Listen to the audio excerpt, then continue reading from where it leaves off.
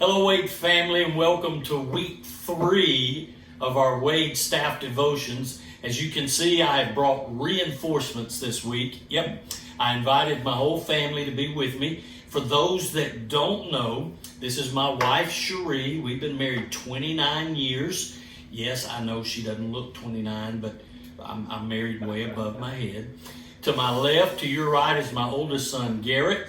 Over here on the other end is my youngest son, Brady.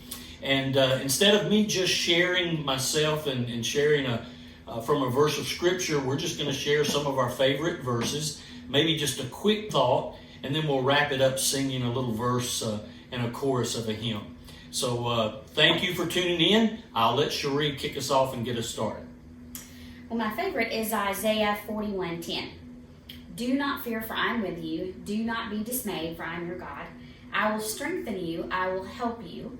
I will uphold you with my righteous right hand. And that's been my favorite since I was in high school. But it came really real to me when I was getting ready to get on a plane. And I was nervous, very nervous, and couldn't really get past the nerves of flying. And the verse came to mind, and I just was reminded that the Lord was just holding me in His right hand. And I have to visualize that a lot, that the Lord's right hand is right there with me and guiding me and carrying me through things that are tough or things that are difficult or things that are good. And so that's been my verse to get me through times in life, just like what we're going through now, that seem unreal or surreal or unimaginable. And I hope that it encourages you today. Garrett? One of my kind of go-to thoughts for the past 2 years, I was in Chicago. I heard a sermon on this, and it was 1 Samuel 8, when Samuel was talking to the Israelites, and they kind of demanded a king. They wanted Samuel to give them a king like all the other nations had, and then he asked them why, and in their response why, they mentioned that they wanted a king so that they could have someone who could fight their battles like all the other nations do.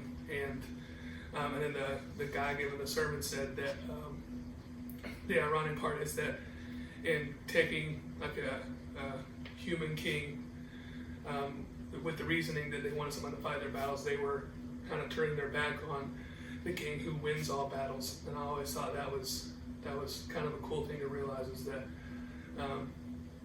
like just how you see God be everywhere, leading His people, and we see that throughout the whole Old Testament into the New. But the cool part is that a couple chapters later, when Samuel is giving his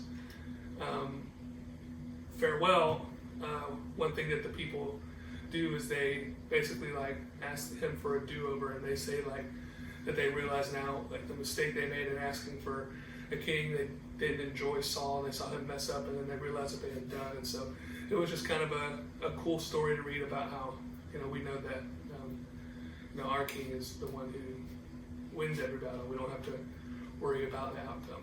Amen. So it was cool. Brady, what you got? Mine comes from, it's a really well-known verse. Mine comes from Joshua 1:9. It says, "Haven't I commanded you, be strong and courageous? Do not be afraid or discouraged, for the Lord your God is with you wherever you go." And it's just kind of an encouragement for the time that we're in, just because it's an unknown place for sure. But it's also encouraging for me in the moment that I'm in. I'm about to graduate college, and not really sure, what summer plans look like or what the future looks like. But to not be afraid or discouraged, because the Lord doesn't leave. He's not going to forsake us, and He doesn't change. And so that's really comforting in this time.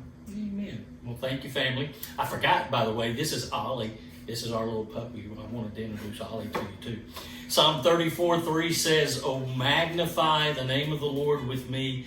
Let us exalt His name together." And that's our goal as a family here. That's our goal as our Wade family, that we would magnify His name as we live our lives together. All right, Garrett, give us a pitch, give us a key, and we'll ask you at home to go ahead and sing along with us. Families. I need Thee, oh, I need Thee.